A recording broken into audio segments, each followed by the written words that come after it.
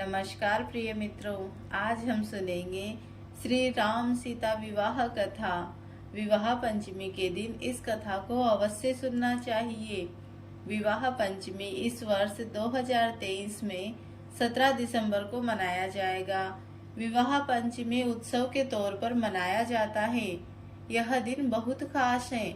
इस दिन भगवान राम और माता सीता का विवाह हुआ था। तो आइए सुनते हैं विवाह पंचमी के दिन इस कथा को। विवाह पंचमी के दिन इस कथा को सुनने व सुनाने से वैवाहिक जीवन सुखमय होता है। राम राजा दशरथ के घर पैदा हुए थे और माता सीता राजा जनक की पुत्री थी। मान्यता है कि सीता माता का जन्म धरती से हुआ था। राजा जनक हल चला रहे थे।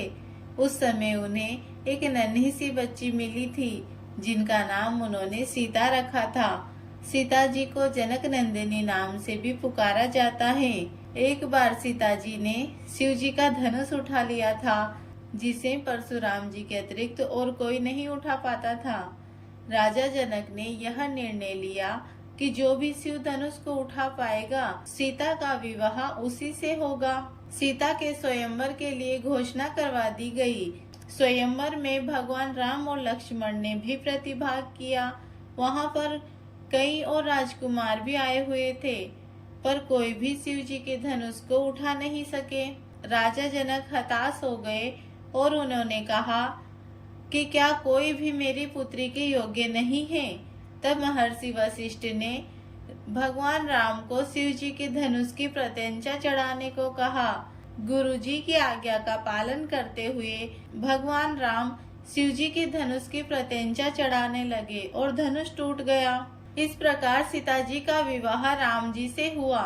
भारतीय समाज में राम और सीता को आदर्श दंपति का उदाहरण समझा जाता है। राम सीता का जीवन प्रेम, आदर्श, समर्पण और मूल्यों को प्रदर्शित करता है। बहुत सी जगहों पर विवाह पंचमी के दिन विवाह नहीं किए जाते हैं। विवाह पंचमी के दिन राम और सीता का विवाह हुआ था। इसके बावजूद भारत में कई स्थानों पर इस दिन विवाह नहीं किए जाते हैं।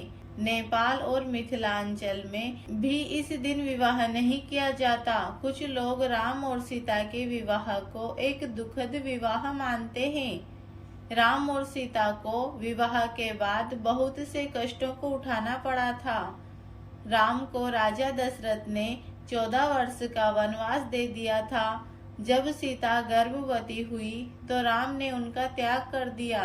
दोनों का जीवन कष्टों से भरा हुआ था। इसीलिए भारत के कई हिस्सों में विवाह पंचमी के दिन विवाह नहीं किया जाता है। बोलो सियावर रामचंद्र भगवान की जय।